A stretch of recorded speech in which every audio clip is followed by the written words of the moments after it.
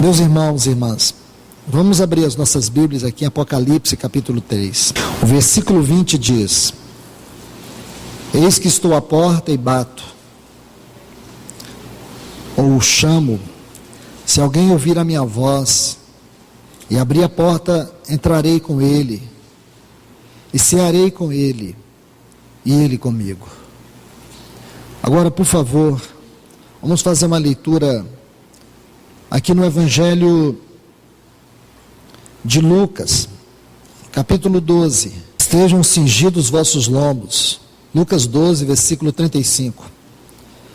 Estejam cingidos os vossos lombos e as vossas lâmpadas acesas. E vós sede semelhante aos homens que, quando o Senhor regressar das bodas, para que quando ele chegar e chamar, eis que estou à porta e chamo, e chamar, em seguida lhe abram a porta. Felizes aqueles servos aos quais seu Senhor, quando vier, acha-os vigiando. Fará com que se sentem à mesa e, passando perto de cada um, servi-los-á. Agora vamos para Mateus capítulo 25, versículo 10. E saindo elas para comprar, veio o esposo e as que estavam preparadas. Entraram com ele para as bodas e fechou-se a porta. Depois vieram também as outras virgens, dizendo: Senhor, Senhor, abre-nos a porta. Mas ele respondeu: em verdade vos digo que não vos conheço. Vigiai, porque não sabeis o dia nem a hora em que o Filho do Homem há de vir. Amado Senhor, mais uma vez em teu nome nos congregamos, reunidos diante de ti, Senhor, pedindo que a tua misericórdia entre nesse lugar, pedindo que a tua santa palavra se derrame. Amado Pai, mais uma vez mostra a tua face de amor. Se nós somos como essas virgens nécias, se nós somos como aqueles que mantemos as portas fechadas para o Senhor, abra os nossos olhos, Deus. Faz-nos ver aqui como está no livro de Lucas, o que está por detrás dessa porta. Ó amado Senhor, nós clamamos no nome de Jesus, que no alto do teu trono tu possa nos ouvir, nos acudir nesta hora.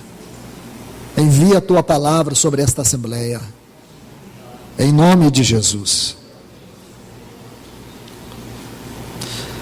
Meus irmãos, nestas passagens que lemos e temos lido já há algum tempo, eu creio que todos vocês já conhecem muito bem. A primeira passagem no livro de Apocalipse nos fala da igreja de Laodiceia. Para entender Laodiceia, nós temos que ler a carta à igreja de Colossenses.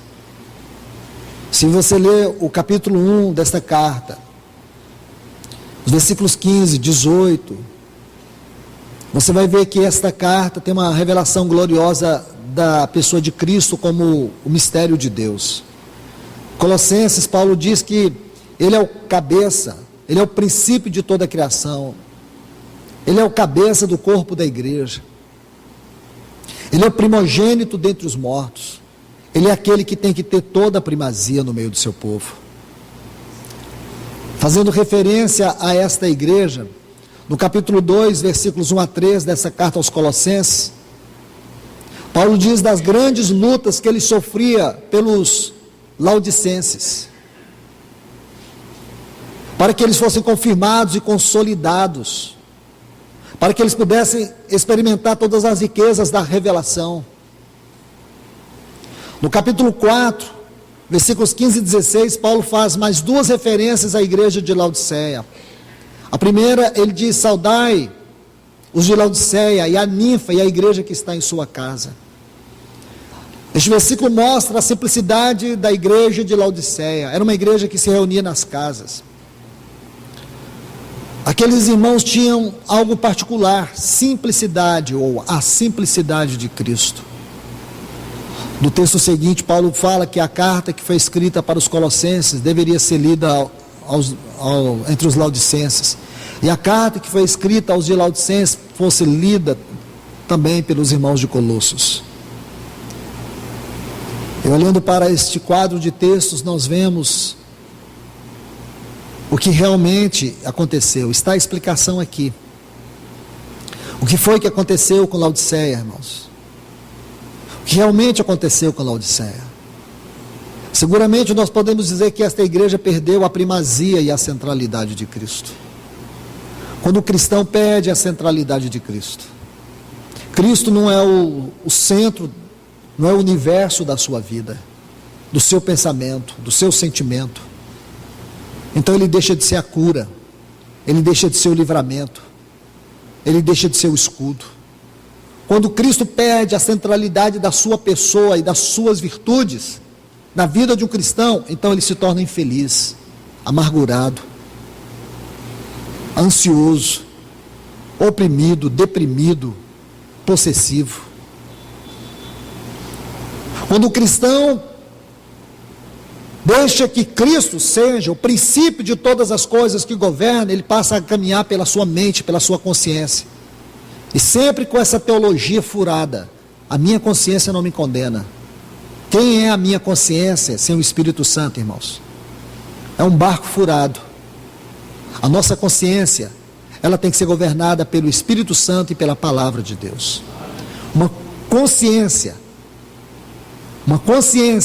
sem o governo do Espírito Santo e da palavra de Deus, é um barco furado em alto mar. Mas cedo ou mais tarde, é uma questão de tempo. E por quê? Porque Cristo deixa de ser centralidade. E o que você encontra lá em Laodiceia? Rico sou, de nada tenho falta.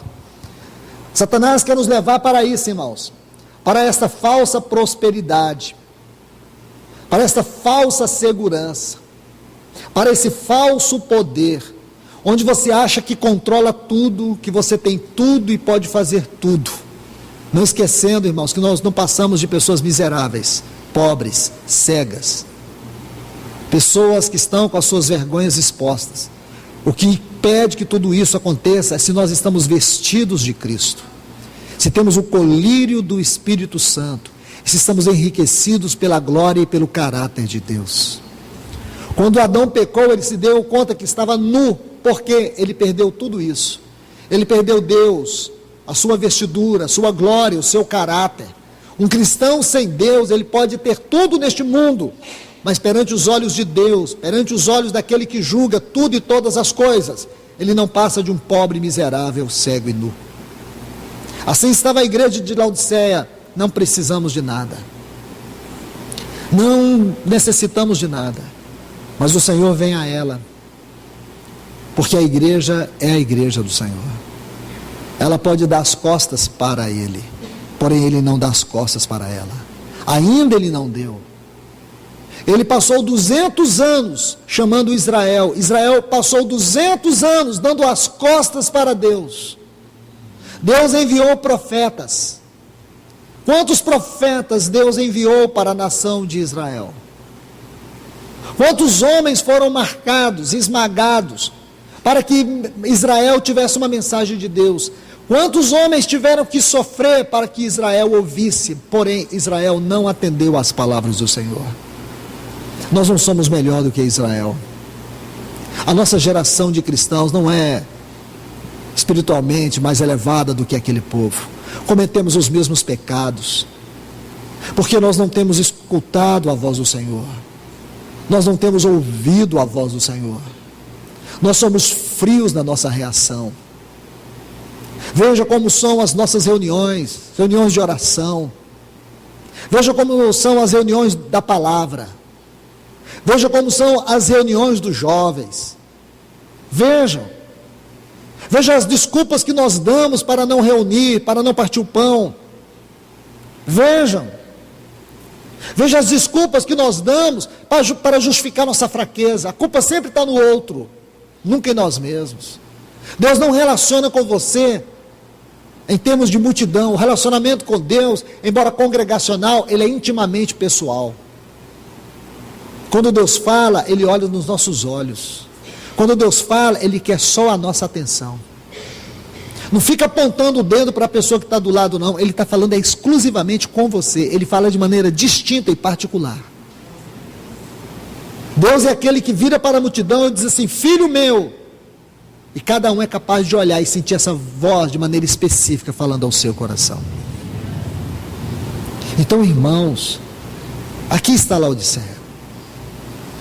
Uma igreja que não se abriu, o Senhor ficou de fora batendo na porta. E a pergunta é: o que estaria por detrás daquela porta? Lucas capítulo 12 vai nos mostrar.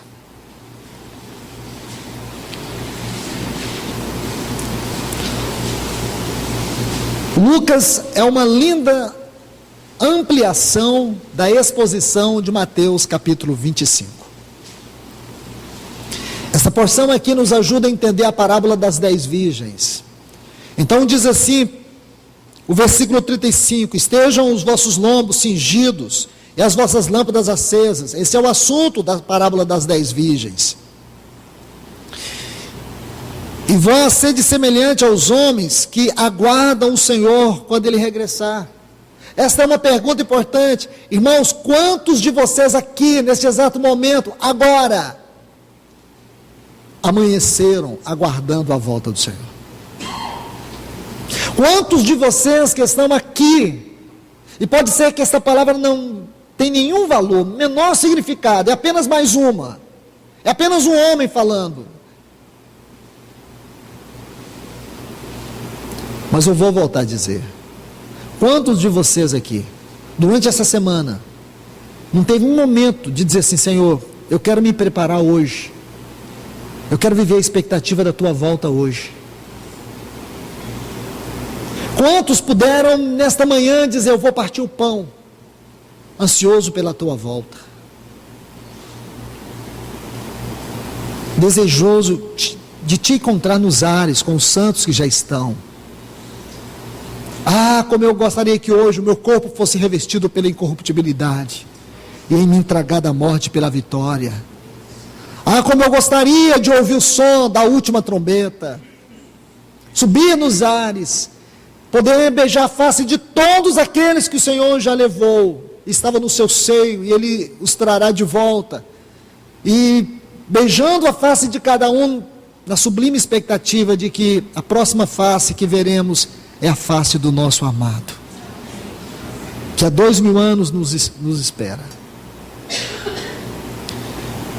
Então ele diz aqui, semelhante ao homens que aguardam o seu Senhor quando ele regressar das bodas, para que quando ele chegar e chamar, lembra do versículo 20 de Apocalipse capítulo 3, eis que estou à porta e chamo, esta é a palavra correta, chamo, em seguida ele abre a porta. O lindo dessa porção é que ela vai nos mostrar o que estaria do outro lado de Laodiceia, daquela porta fechada. Ele vai dizer aqui, felizes. Sabe uma coisa que vai ter, irmãos? É que se aquela igreja abrisse a porta, ela seria uma igreja feliz, uma igreja alegre, uma igreja com gozo. Abrir a porta é alegria, é esperança eterna, é certeza eterna, é um pertencimento eterno. Felizes. Essa não é uma palavra que tem que passar rapidamente pelos nossos olhos. Nós temos que concentrar a nossa mente. Felizes aqueles servos, aos quais seu Senhor, quando vier, acha-os vigiando, isto é, acha-os esperando. E em verdade vos digo que se girais, se prepararão, fará que se sentem à mesa, passando perto de cada um deles, servirá. Sabe quem vai servir? É o Senhor. É o Senhor que vai servir. Sabe como seria aquela mesa lá de Laodiceia? Quando o Senhor bateu, aquela igreja iria abrir, o Senhor ia cear, Ele ia entrar, ia dizer para ela assim: sentem na mesa, eu vou servir vocês. Ele ia passar cada uma delas olhando nos olhos e servindo, com o seu olhar de amor. Sabe o que aquela igreja fez? Irmãos, Eles não abriram a porta.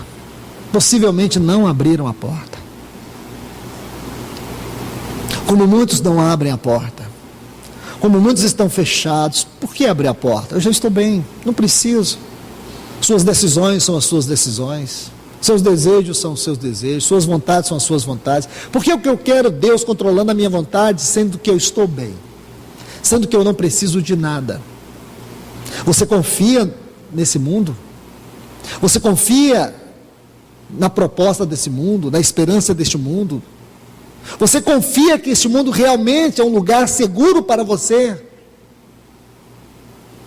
Você não passará toda a eternidade aqui com esse coração, não. Irmãos e irmãs, deixe-me ilustrar isso aqui em Cantares capítulo 3. Antes de fazer a leitura, permita-me fazer uma explicação. Essa porção de Cantares, que vai desde o versículo 1, capítulo 3, desde o versículo 1 até o 5, ela configura com o capítulo 5, desde o versículo 2 até o versículo 8. Essas duas porções, elas precisam ser lidas juntas. Então não faça isso agora, preste atenção, faça depois em casa, para que você não perca a leitura e a revelação da palavra. Vamos ler cada uma dessas porções. Cantares 3, versículo 1.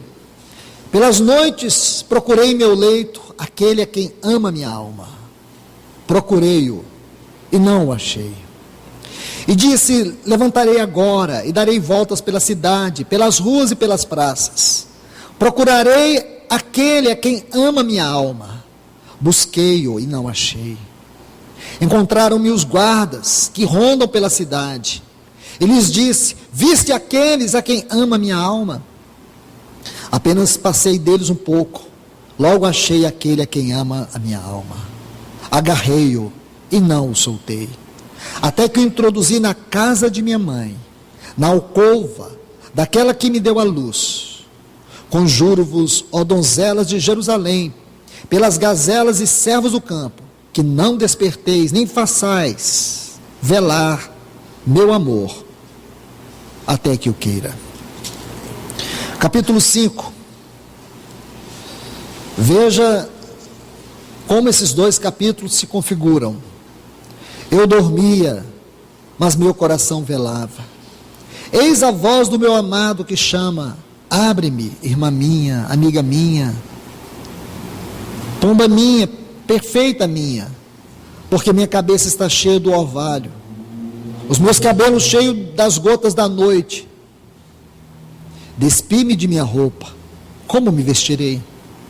Lavei meus pés, como sujarei? Meu amado meteu a mão pela fenda da porta.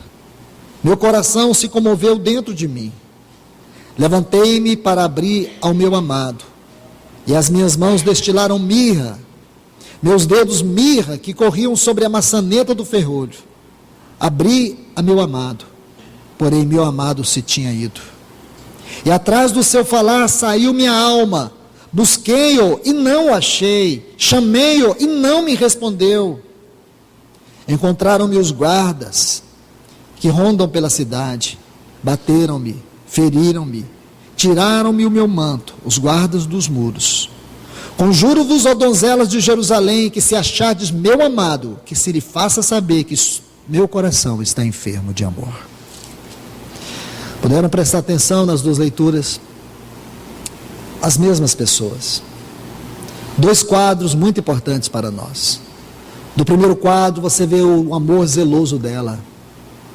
Ela disse que pelas noites, quando procurava o seu amado, quero que você observe aqui a palavra noites. Todas as vezes então, que ela acordava, que ela não encontrava o seu amado, o que ela fazia? Aqui diz que ela se levantava e corria atrás do seu amado. Ela saía pelas ruas, contando ela aqui, ela encontrou os guardas e disse se eles haviam visto o seu amado. Ela diz assim, busquei-o e não achei. Encontraram-me os guardas. adiantei a eles. Logo achei aquele a quem ama minha alma. Aí ela diz, agarrei-o e não o soltei. Agora o outro quadro, o coração dela já não é mais o mesmo.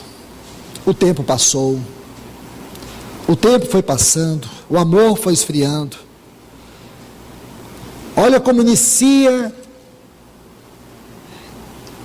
este quadro. Eu dormia. Apostasia, frieza, indiferença. Pelas noites, quando ela acordava e não encontrava o seu amado, ela se desesperava, mas agora ela dormia. O amado não estava, pelo contrário, ele veio até ela. No outro quadro, o amado tinha ido, e ela foi atrás dele. Pelas noites ela saía à procura do seu amado. Agora foi o amado que chegou da noite. Ele estava com a sua cabeça cheia de orvalho. E ele a chamou, ela não abriu. Por quê? Rica sou, não preciso de nada.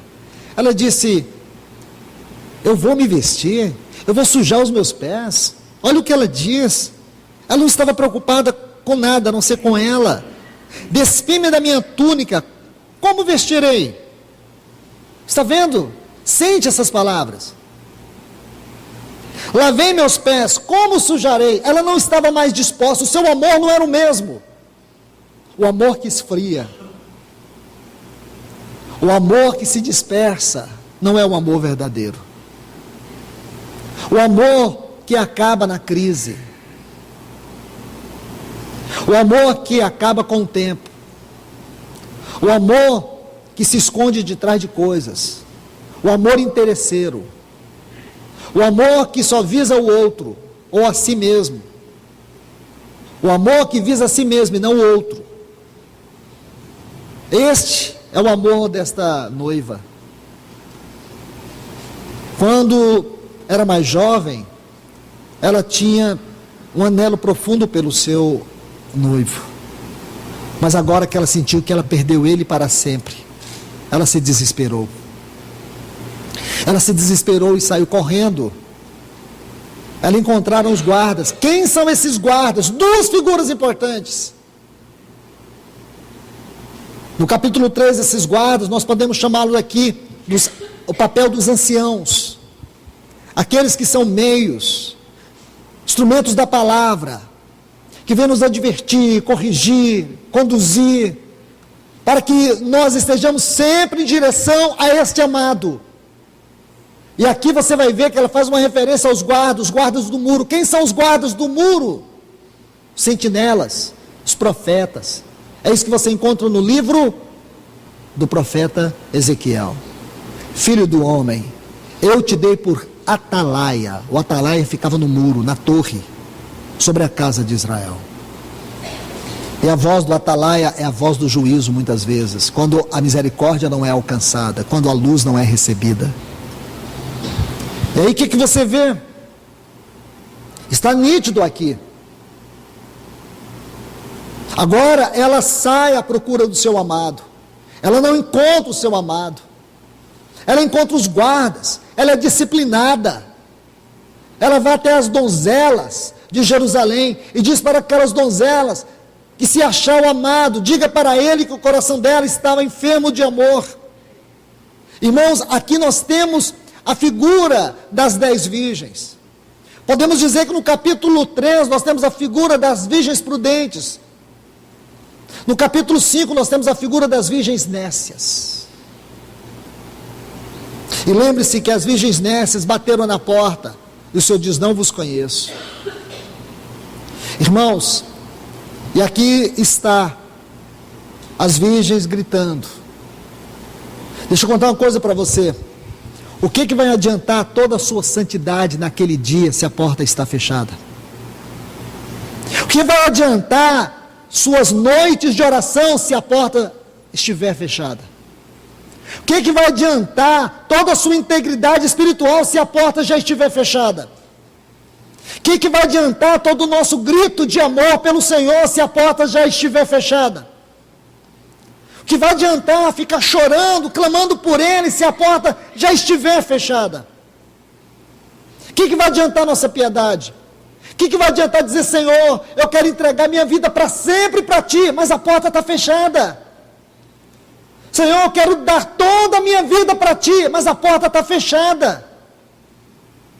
O que adianta cantar louvores, levantando as mãos, pulando na frente dEle, ou da porta, se ela está fechada? Entende? Depois que a porta fechou, a nossa fé não vale nada. Nosso culto não vale nada. Nossa piedade não vale nada, é trapo de imundícia.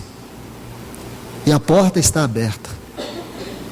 E nessa hora, irmãos, Ele quer ver a santidade. Ele quer ver o coração quebrantado. Ele quer ver a entrega. Ele quer ver nosso amor por Ele. Porque ainda nós podemos ouvir o bater da sua voz. Abre-me, amada minha. Mais uma vez Ele vem e diz, abre-me, amada minha, perfeita minha. Somos a esposa do Senhor, a noiva. Mas, irmãos, parece que muitas vezes esse é um conceito religioso, não é uma realidade espiritual. Não é uma realidade espiritual. Nós gostamos do reunir, nós gostamos do louvor, nós gostamos da palavra, nós gostamos dessas coisas, porque de alguma forma nos fazem bem. E o Senhor, o nosso relacionamento com Ele, nosso relacionamento íntimo com Ele, com a Sua palavra, nós e Ele e nós. Porque pode ser, irmãos, que tudo isso é só um grande negócio religioso. Isso não forma caráter, isso deforma. É por isso que ela estava dormindo. Ela estava dormindo. O noivo veio, e quando ele veio, ela estava tão cheia de si mesma, rico sou, não preciso de nada. Ela não se preocupou em vestir, ela não arriscou sujar os seus pés.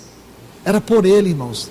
Será que não teria valido a pena arriscar a vida por Ele? Meu irmão, minha irmã, o quanto da sua vida realmente você tem entregado de fato ao Senhor? Mais uma vez, o Senhor precisa vir no meio da sua igreja, do seu povo, e pregar arrependimento, pregar conversão. O mundo está perdido, mas a igreja também está perdida. O mundo está perdido diante dos seus pecados, e a igreja está perdida diante da rejeição da luz. Eu vou repetir, irmãos. O mundo está perdido e condenado por causa dos seus pecados.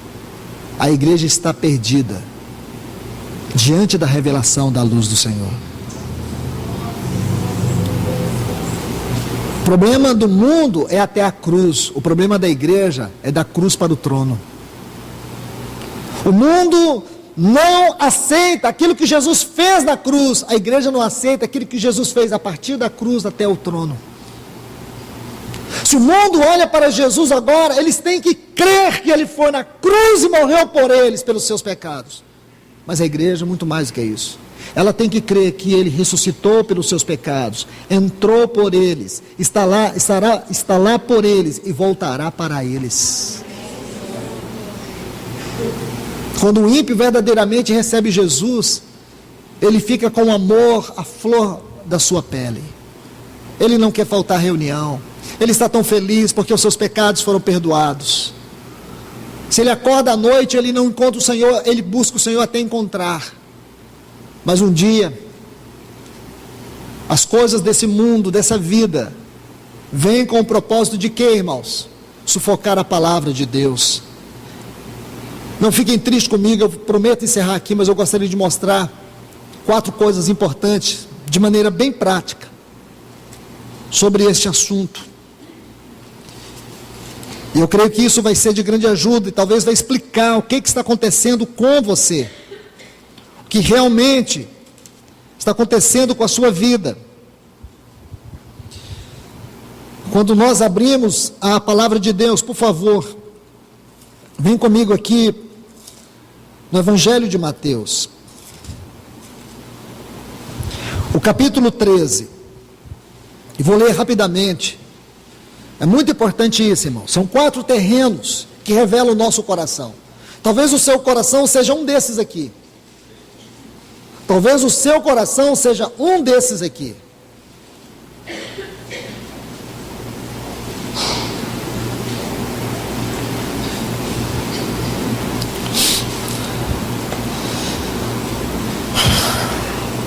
Mateus 13, a partir do versículo 3, ele falou de muitas coisas por parábolas, dizendo: eis que o semeador saiu a semear, e quando semeou, parte da semente caiu junto ao caminho, e vieram as aves dos céus e comeram.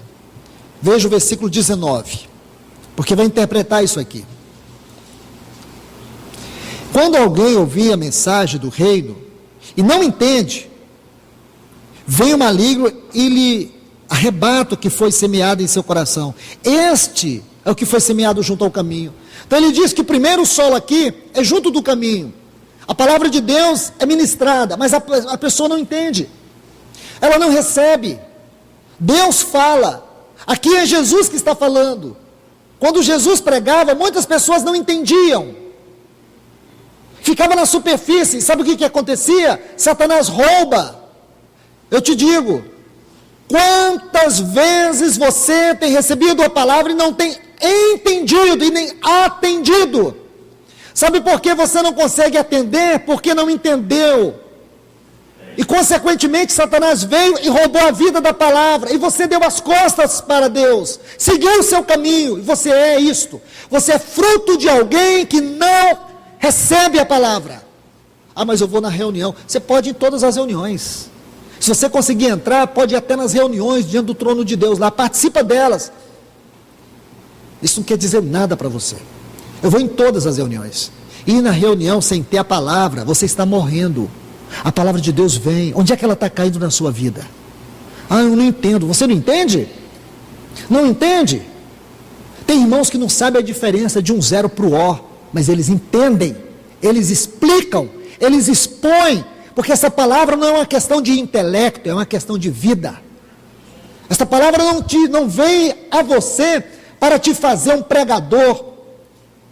Essa palavra vem a você para tornar você uma expressão de Cristo. Ela vem para te formar na vida cristã e não na vida teológica. Ela não vem para fazer de você um pensador, um intelecto, mas um testemunho vivo. Ah, mas eu não estou entendendo. Não vai entender. Sabe por que não vai entender? Porque existe em você um espaço muito grande onde Satanás tem liberdade de pousar e tirar a palavra. Muitos vão sair daqui, eu acredito ainda, dessa forma, deixando Satanás roubar a palavra. Se você é esse tipo de gente, quero te falar em nome de Jesus, aproveite, vá aos pés dele hoje e diga: Senhor, não permita que Satanás roube de mim mais a tua palavra. Ordene na autoridade poderosa do nome de Jesus. Repreenda este maligno que tem roubado de você a palavra. Meus irmãos e irmãs, isto é muito sério. Por isso que as pessoas não permanecem. Por isso que a vida espiritual delas é uma gangorra. Vamos ao próximo terreno. E outra parte caiu entre pedregais, onde não havia muita terra, e logo brotou, porque não tinha terra profunda. Mas vindo o sol, queimou-se, porque não tinha raiz, secou-se. Vamos aqui, versículo 20: o que foi semeado entre os pedregais, este é o que ouve a palavra, e logo recebe com alegria, mas não tem raiz em si mesmo, antes é de pouca duração, pois ao chegar a aflição e as perseguições por causa da palavra, logo tropeça. A palavra aqui é tropeça. Está vendo, irmãos? Primeiro as pessoas recebem até com alegria, mas não tem profundidade espiritual. Amados, peça no Espírito Santo que ele possa gerar em você um coração espiritualmente profundo. Não se contente em ser um cristão raso, não se contente em ser um cristão superficial. Não se contente em ser um cristão que tem euforia na hora que recebe a palavra, mas quando vem as lutas, quando vem as provações, quando vem as perseguições, a palavra morre, a fé não tem como reagir, porque a fé vem pelo ouvir e ouvir a palavra. A fé, ela é substantificada pela palavra. Então não tem como você vencer as lutas. E por que não vence? Porque não tem fé, não tem a palavra. Você está sufocado por causa de angústias, aflições. Pensa ao Senhor nesta manhã. Aprofunda a tua obra em mim. Aprofunda o teu caráter em mim. Aprofunda o formar do teu filho em mim. Aprofunda o trabalho da tua palavra em mim. Dá-me vida cristã profunda, para que eu possa receber a tua palavra em profundidade e reagir com graça, com força, com vitória, quando as lutas chegarem. Estão vendo, irmãos? São esses os que dormem. Eu dormia. O noivo vem, eles nem discernem, porque não tem a palavra. O terceiro, a outra parte caiu entre os espinhos cresceram e sufocaram. Aí o Senhor vai dizer aqui, versículo 22, o que foi semeado entre os espinhos, esse é o que ouve a palavra, mas os cuidados deste mundo. A palavra cuidado aqui, irmãos, é a tradução da palavra para ansiedade. A ansiedade deste mundo, e o engano das riquezas sufocam a palavra e ela fica infrutífera. Aqui tem um outro terreno. O terreno da ansiedade, o terreno ansioso, é o terreno, por causa da ansiedade, logo vem o engano, e a palavra fica infrutífera.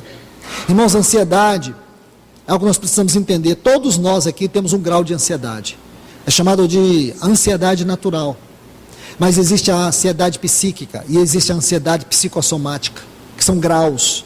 A princípio todos nós temos ansiedade natural, depois sobe para uma ansiedade psíquica, já um pouco preocupante.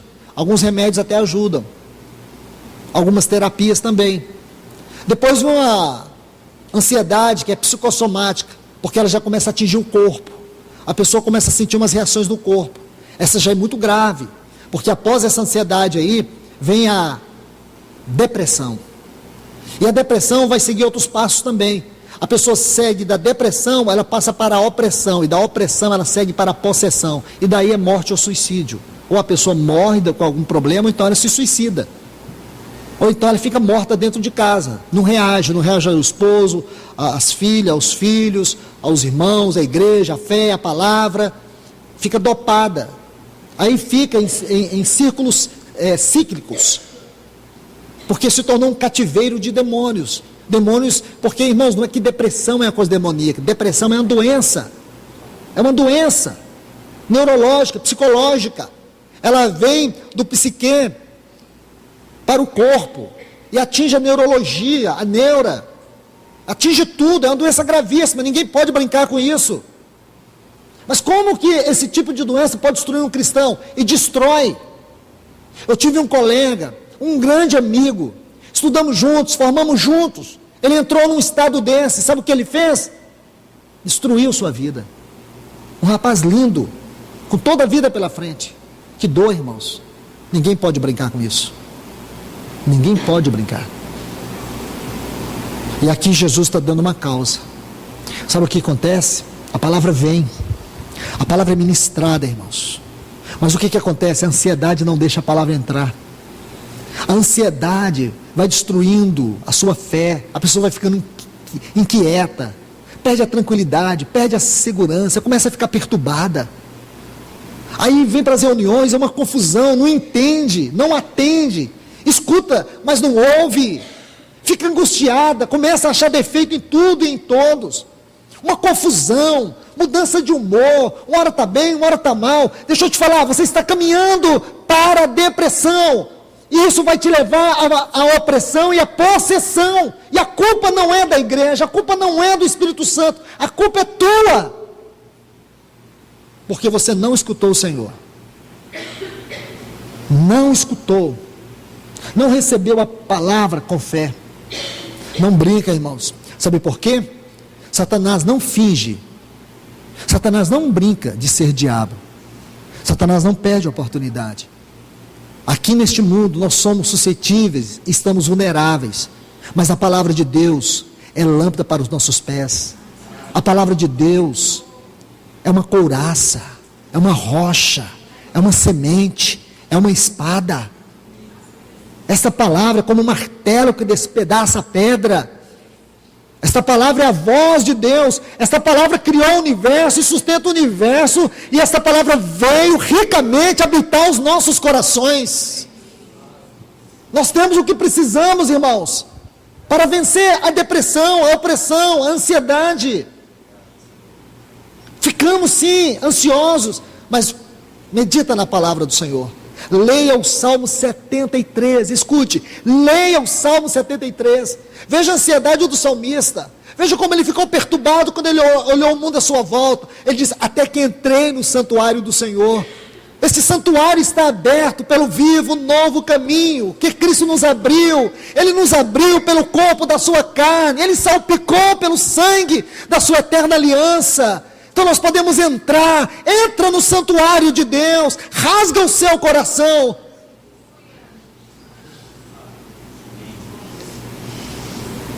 Então é isso, irmãos. E o último terreno é a boa terra.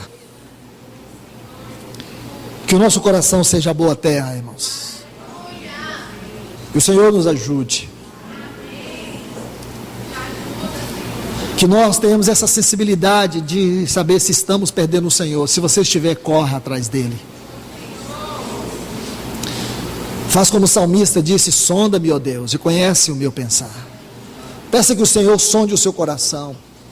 Veja essa centralidade de Cristo está se perdendo na sua vida. A primazia dele, o lugar dele.